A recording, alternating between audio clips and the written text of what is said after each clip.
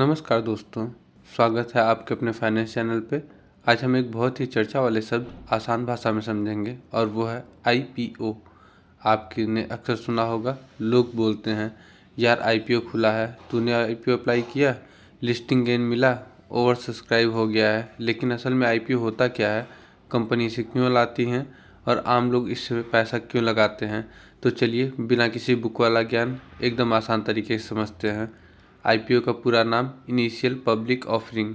इसका मतलब यह है जब कोई कंपनी पहली बार अपनी ओनरशिप का एक हिस्सा आम जनता को बेचती है और शेयर मार्केट में लिस्ट होता है, तो इसे आईपीओ कहते हैं। शुरुआत में कंपनी छोटे स्तर पर काम करती है, पैसा दोस्त, परिवार या कुछ निजी इन्वेस्टर से मिलता है, जिसे हम एंजल इन्वेस्टिंग भी कहते हैं।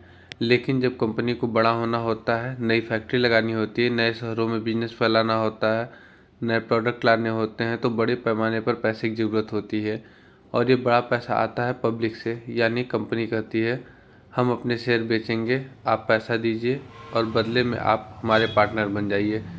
बस इसी प्रक्रिया को आईपीओ कहते हैं। अब सवाल आता है, कंपनी आईपीओ क्यों लाती है? असली कारण है, पहला बिजनेस को फैलाने के लिए, दूसरा कारण पुराने कर्ज चुकाने के लिए, तीसरा कारण जब कंपनी स्टॉक मार्केट में आती है तो अपनी ब्रांड वैल्यू बनाती है, नाम बड़ा होता है, लोग भरोसा करते हैं, और चौथा जो पुराने बड़े निवेशक होते हैं वो अपने कुछ शेयर बेचना चाहते हैं और मुनाफा वसूल कर वापस जाना चाहते हैं, जिसे हम ओएफएस यानी ऑफर फॉर सेल करते हैं। अब बात करते हैं कि लोग आईपीओ में पैसा क्यों लगाते हैं। पहला कारण होता है लिस्टिंग गेन। अगर आपको आईपीओ में किसी शेयर का दाम 100 रुपये पर मिल रहा है और लिस्टिंग के समय वही शेयर 150 रुपये पर खुलता है, तो आपको तुरंत फ़ायदा हो सकता है। दूसरा कारण लंबे समय का फ़ायदा।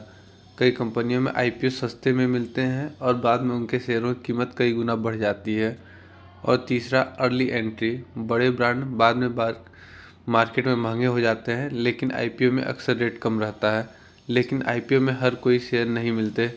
अगर बहुत सारे लोग आईपीओ अप्लाई कर देते हैं तो आईपीओ ओवर सब्सक्राइब हो जाता है और फिर शेयर लॉटरी सिस्टम से मिलते हैं। अगर किस्मत अच्छी रही तो अलॉटमेंट मिलता है, नहीं तो पैसे वापस आ जाते हैं। अब बात करते हैं रिस्क की, क्योंकि केवल फ़ायदा ही फ़ायदा नहीं होता।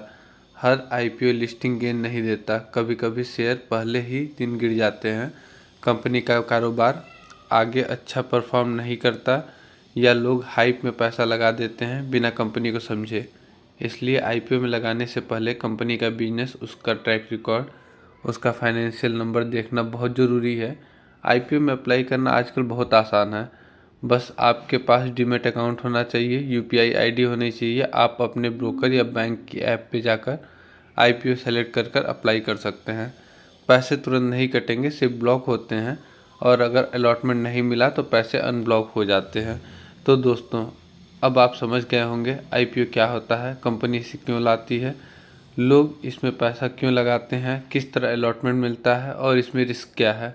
अगर वीडियो पसंद आए तो लाइक ज़रूर करें, चैनल को सब्सक्राइब करें और कमेंट में बताएं कि अगला वीडियो आप किस विषय पर चाहते हैं। क्लास में रहने के लिए बहुत बहुत धन्यवाद।